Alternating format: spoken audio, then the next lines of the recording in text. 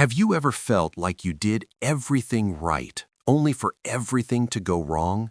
You finally started praying for your marriage, and then your spouse moved into the guest room. You finally stepped out in faith to start that business, and suddenly the market crashed. It's a specific kind of agony, the feeling that your obedience has actually triggered your suffering. You look at the clouds and ask, God, did I mishear you, or have you just abandoned me in the deep? If that is your lived experience today, you aren't failing, you are being processed. In the kingdom, God never uses a calm sea to make a great captain. He is allowing this storm to hit your life because there are dimensions of your calling that can only be forged in high-pressure winds. The Storm of Divine Relocation. Maybe your current experience is one of unexplained rejection. You were the most loyal employee, but you were the first to be laid off. You were a faithful friend, but suddenly the group has gone silent on you.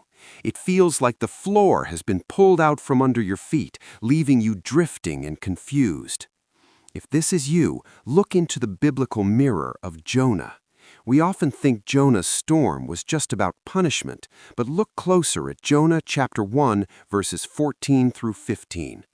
Jonah was headed toward Tarshish, a place that looked like a safe harbor, but was actually a graveyard for his destiny.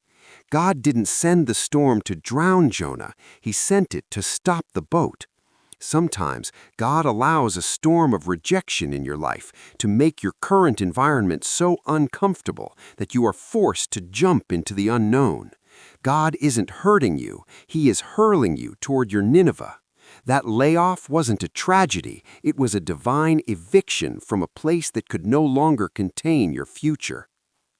The storm of character refining. Perhaps you are experiencing a long-term storm. This isn't a sudden squall, it's a season of perpetual delay. You see everyone else getting married, getting promoted, and buying houses, while you feel stuck in a cycle of pit, prison, repeat. You've started to wonder if your coat of many colors, your dreams, was just a cruel joke. Your experience mirrors the 13-year storm of Joseph. Joseph didn't just go through a bad week, he went through a decade of being forgotten, Genesis 39 through 40. Why did God allow it? Because in the comfort of his father's house, Joseph was a dreamer, but God needed a deliverer. The storm was a subtraction process. It blew away the arrogance of his youth and replaced it with the endurance of a ruler. If your storm is taking too long, it's because the weight of the glory God is putting on you requires a foundation that only time and pressure can build. You are being cured in the wind, so you don't crack in the palace. The storm of authority activation. Right now, your lived experience might be sheer paralyzing fear. You feel like you're rowing against the wind, Mark 6:48. You are exhausted from trying to keep your family together, keep your mind sane, and keep your faith alive.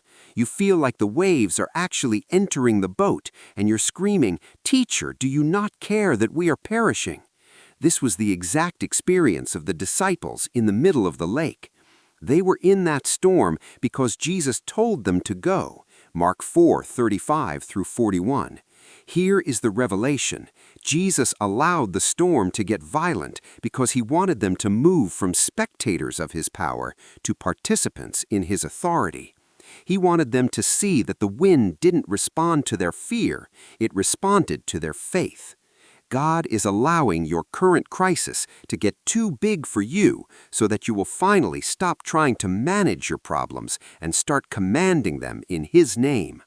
He is letting the waves get high to show you that you have the authority to speak peace, be still, and actually see the atmosphere change. Finally, you might be experiencing the post-victory storm. You just had a major breakthrough. You just saw a miracle, but now you're sitting in a cave of depression and burnout, wondering why the enemy is suddenly so loud. You feel like you've given everything, yet you're still being hunted. Look at the mirror of Elijah in 1 Kings 19.